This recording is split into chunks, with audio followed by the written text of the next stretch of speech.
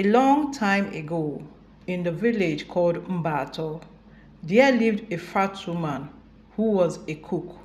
She was named Adaku or Mama Adaku. She sold the best food in the village. In fact, a lot of people queue up just to eat her sweet food. Her food was always fresh and nice, which made a lot of people to patronize her. Each day, Mama Adaku comes out with a very big pot, and within an hour, the food will be completely sold out, and she will walk away with her pot empty. But there was something peculiar about Mama Adaku. Her food were always the cheapest, despite the harsh economy. Beggars could afford her food, to the extent that even her meat that she usually cuts for people were so big. A lot of the villagers gossiped her. How can she be selling at a lower price? How does she even make her gain? Who does charity work in this era? Even her competitors, that is her fellow food sellers, became very jealous of her cooking skills as their customers left them for Mama Adaku. Look, what are you selling to us? Your meat is usually very small. Your food is not as spicy as that of Mama Adaku.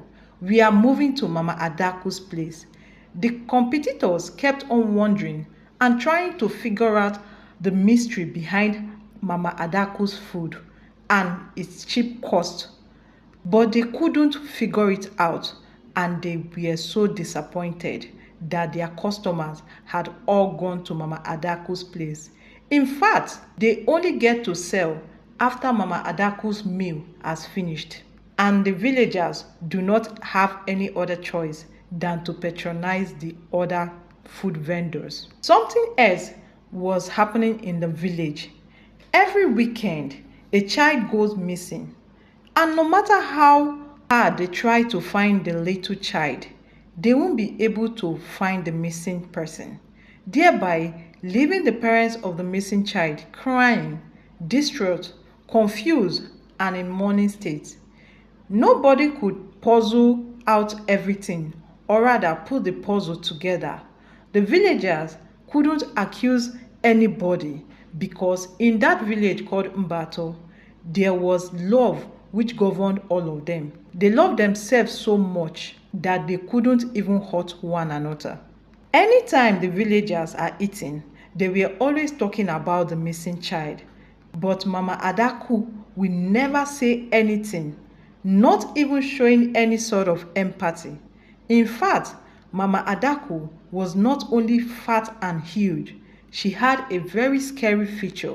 She was so non-playful, she was always frowning, and children found her very scary.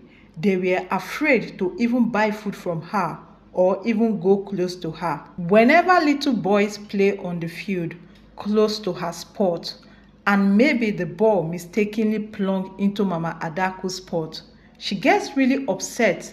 She takes the ball and then flattens it with either a knife or a nail. This made the children angry and even crying. They became more afraid of her. One little girl called Nena, who always watches her brother play football, saw the way Mama Adaku's behavior to little children were unfair and decided to know who Mama Adaku is. Why is she being called Mama Adaku? Does she have a child called Adaku? Because Mama Adaku rarely comes out with anybody. In fact, she cooks herself, she does everything herself. She doesn't have any help, which made Nena's little mind to just go haywire. And she decided one day to follow Mama Adaku home to see the kind of woman she is, because she couldn't fathom why the villagers will patronize such a scary woman who apparently hates children. So one evening, as Mama Adaku was done for the day, she started heading home, and little Nena followed her. Mama Adaku passed through the evil forest, and Nena was so scared to even follow her to the evil forest because their parents have warned a lot of children not to enter the evil forest, as there were scary scenarios surrounding the evil forest. Some of their parents told the children that if they go to the evil forest alone, that evil witches always have meeting in the forest and thereby might end up eating them. But Nena's childlike mind got the better of her, and she decided to trail Mama Adaku to her destination to find out why Mama Adaku is passing through the evil forest, knowing fully well that the forest is scary and mysterious. Nena tiptoed and followed Mama Adaku. She hid behind the trees for fear of being found. Nena was so scared because she was all alone, but she continued tiptoeing and following Mama Adaku. All of a sudden, she saw Mama Adaku and some other women who were apparently witches, all wearing black, surrounded around an iroko tree, waiting for Mama Adaku. And when she arrived, they saw how happy the witches were, and they started talking how the women were going to share the money. Which money? Nena thought to herself. It was later she found out that the money that they were talking about was the one that Mama Adaku made from the sales of the food that she sold to her villagers. What scared her the most was when one of the evil women said, "We need to adopt more children so that we'll be able to cut more plenty meat for the villagers to eat their own children."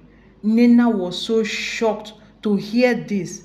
So all the missing children in the village has been used as meat by Mama Adaku.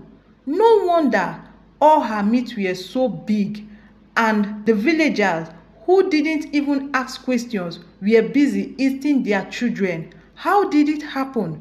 Nena couldn't say anything for fear of being found.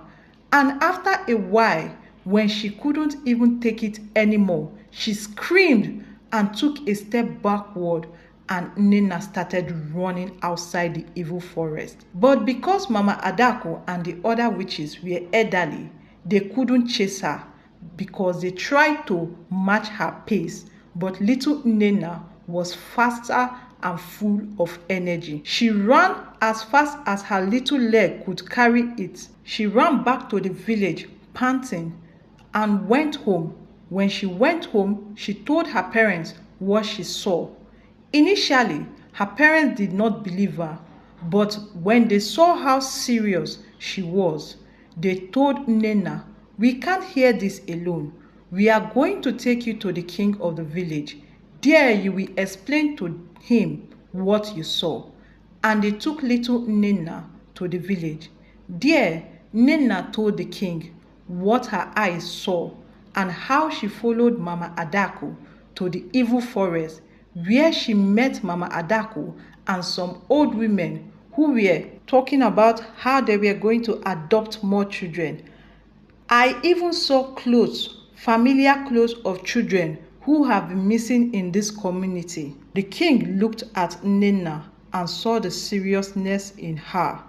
So he commanded his guards to set out to the evil forest in order to locate Mama Adaku and her evil witches, which the guard took Nena along with them for easy access to the location of where Mama Adaku and her witches were. While in the evil forest, Mama Adaku and the witches who were with her were talking about how they were going to go to the village to get the little girl who saw her, before she goes about talking about what she saw and what she didn't see.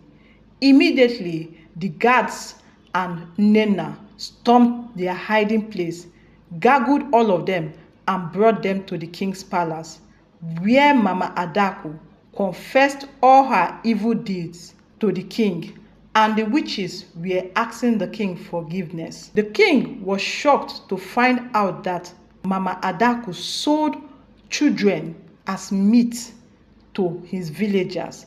Even some of the villagers who ate Mama Adaku's food cried in pain because they ate their children unknowingly. Out of anger, the king refused to banish Mama Adako and the witches.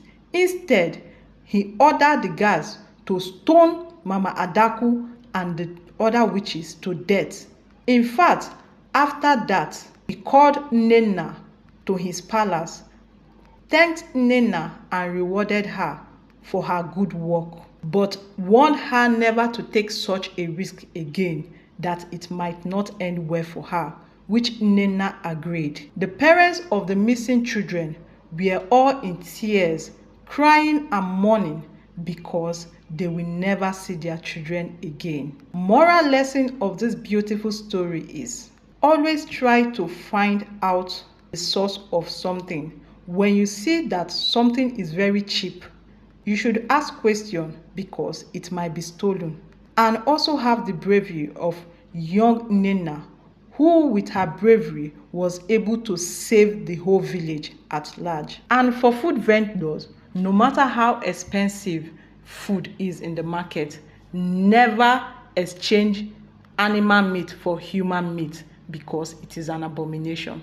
Thank you very much for watching, and please subscribe to this channel by clicking on the post notification so that whenever I upload any new video, you will be among the first to watch it. Thank you very much for watching, and do have a lovely day ahead. Bye bye.